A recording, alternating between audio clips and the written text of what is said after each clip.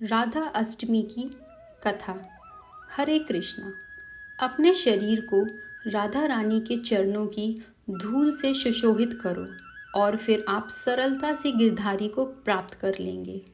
भाद्रपद मास के शुक्ल पक्ष की अष्टमी तिथि श्री राधा अष्टमी के नाम से प्रसिद्ध है। इसके विषय में एक बहुत ही सुंदर कथा है। एक दिन महाराज वृषभानु स्नान करने के लिए यमुना नदी में गए। आसपास का वातावरण शांत था। मंद गति से वायु लहरा रही थी और पक्षी अपना मधुर संगीत गा रहे थे। ऐसे में उन्होंने एक सुंदर दृश्य देखा। वे जहाँ पर खड़े थे उससे ही कुछ ही दूरी पर पानी की सतह पर एक सुंदर स्वर्ण का कमल पुष्प तैर रहा था। स्वर्ण का कमल ना तो उन्होंने पहले कभी देखा था और ना ही सुना था। जिज्ञासावश वे उस कमल के पास गए और वहां जाकर देखा तो उस कमल की पंखुड़ियों के बीच एक अत्यंत सुंदर सुकोमल बालिका सोई हुई थी। उसके नेत्र कमल की नाजुक पंखुड़ियों की समान और मुख ऐश्वर्य और सुंदरता के साक्षात स्वरूप जैसा था। इस बच्ची को देखकर वृषभानु महाराज के हृदय में वात्सल्य की वर्षा होने लगी और उन्होंने उसे अपनी गोद में उठा लिया। आसपास देखा तो कोई नजर नहीं आ रहा था। ऐसे नवजात शिशु को इस स्थान पर किसने छोड़ दिया होगा। वे अभी विचार कर ही रहे थे कि उसी समय ब्रह्मा जी वहां प्रकट हुए। उन्होंने वृषभानु महाराज से कहा, हे वत्स, तुमने और तुम्हारी पत्नी ने पिछले जन्म में घोर तपस्या की थी, सिर्फ इसीलिए कि भगवान श्री हरि की संगिनी को अपनी पुत्री रूप में प्राप्त कर सको, और इस जन्म में तुम्हारी यह इच्छा पूर्ण हुई। यह बालिका साक्षात भगवान की अंतर शक्ति और देवी लक्ष्मी का रूप भी इन्हीं से होता है। जाओ, इन्हें अपने घर ले जाओ और खूब स्नेह से इनका पोषण करो।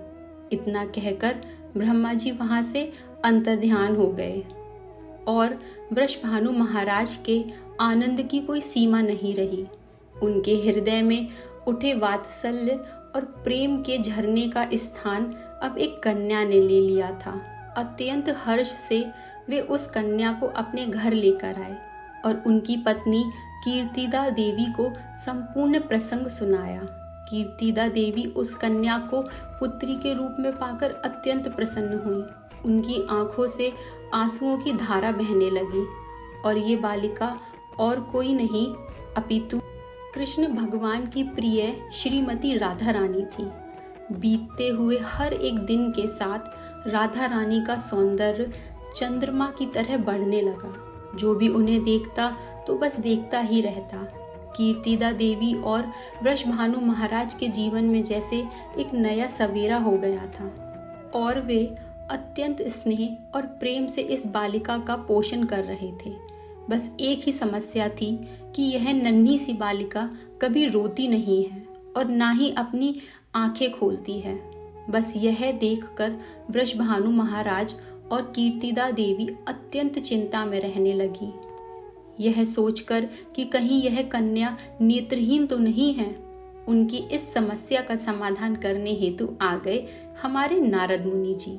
उन्होंने वृषभानु महाराज को सुझाव दिया कि आप इस पुत्री के जन्म के उपलक्ष्य में एक बड़े से समारोह का आयोजन करवाइए और हाँ, उसमें अपने परम मित्र नंद महाराज को परिवार सहित आमंत्रित जरूर कीजिएगा।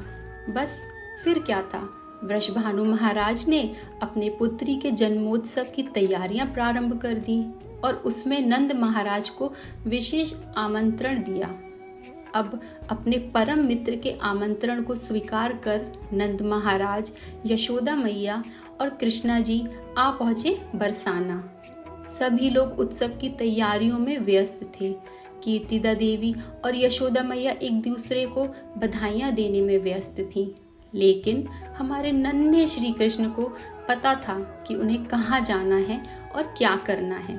तो बस फिर क्या था, नन्हे पैरों में पायल के घुंघरू खनकाते हुए, घुटनों के बल चलते हुए वे तो पहुंच गए राधा रानी के पास।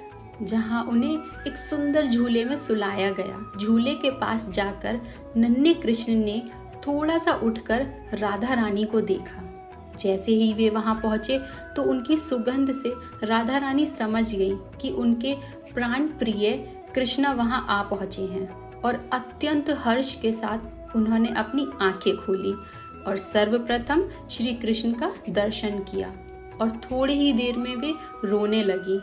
अपनी पुत्री को इस प्रकार पहली बार रोते हुए और नेत्रों को खोले हुए देख कीर्तिदा देवी और वृषभानु महाराज अत्यंत प्रसन्न हुए। इस प्रकार उनकी पुत्री के जन्म की प्रसन्नता दुगनी हो गई। यह थी राधा अष्टमी की कथा। दोस्तों, श्री कृष्ण सबको आकर्षित करते हैं, लेकिन उनको आकर्षित करती हैं हमारी राधा रानी। ये उन्हें मदन मोहन मोहिनी भी कहा जाता है। श्री प्रभुपाद हमेशा कहते हैं कि श्री कृष्ण की कृपा प्राप्त करने के लिए हमें श्रीमती राधा रानी का आश्रय लेना चाहिए। यदि हम राधा रानी के माध्यम से श्री कृष्ण के पास जाएंगे तो हमें आसानी से उनकी कृपा प्राप्त हो सकती है। इसीलिए तो हम हरे कृष्णा महामंत्र में जो हरे शब्द का उच्चारण करते हैं वो राधा रानी को संबोधन करता है, जहाँ हम श्रीमती राधा रानी से प्रार्थना करते हैं कि वे हमें श्री कृष्ण की सेवा में सम्मिलित करें। तो चलिए इस राधा अष्टमी पर राधा रानी से प्रार्थना करते हैं कि वे हमें श्री कृष्ण की शुद्ध प्रेम भक्ति प्रदान करें। हरे कृष्णा।